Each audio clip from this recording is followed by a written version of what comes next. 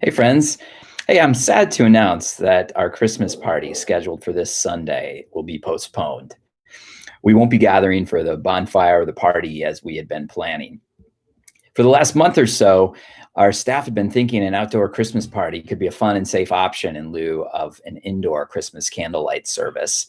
But after spreading the word this week, our pandemic advisory committee at the church brought it to our attention that our outdoor Christmas party doesn't fall within the most recent guidelines from our state government.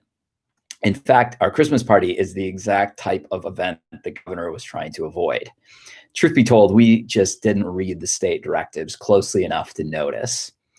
Now, I know there's some of you that aren't too sure about the government's restrictions, and that's fine because only time will tell what was helpful and what was not. And if you know me well, true confession, I don't always love following rules. But long ago, I committed to following Jesus. And one of the central things it means to follow Jesus is to put the good of my neighbor above my own. You see, we follow a Savior who laid down his most basic rights and privileges for the sake of the world. And we've come to believe that his ways are truly the best path in life. So when my rights or privileges are restricted for the good of my neighbor, the right course of action is pretty simple. I'm going to follow Jesus. And that's what we're going to do. But this is probably also a good time for me to update you on how we're planning for 2021. We are actively making preparations for a return to in-person Sunday worship as soon as possible. Soon you'll be hearing from kids' church leaders, and we're rebuilding teams for our Sunday kids ministry. But what we are looking for is a receding and a slowing of the spread of this pandemic. At the moment, we are setting new records almost every day for the spread and growth of the pandemic. And just this week, I learned of 6 new cases in our church. As I've talked to our pandemic committee and to friends and neighbors who are in medical care, the message I'm hearing is pretty consistent. Please help us contain the spread of this thing.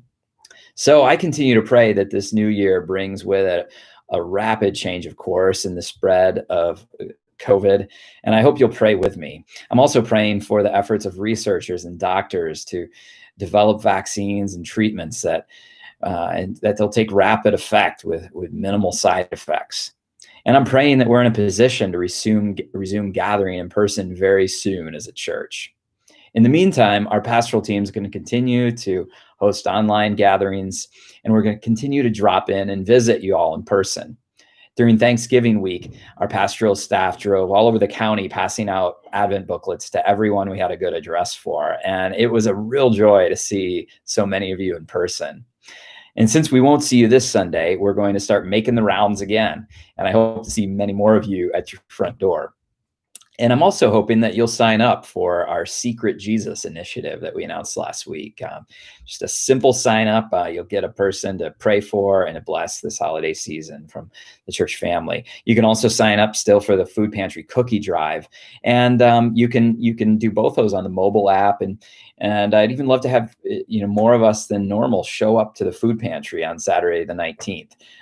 We'll have a Christmas party of sorts, just spreading the love of Jesus through to our pantry clients, giving out cookies and some extra special things. Love to see you there.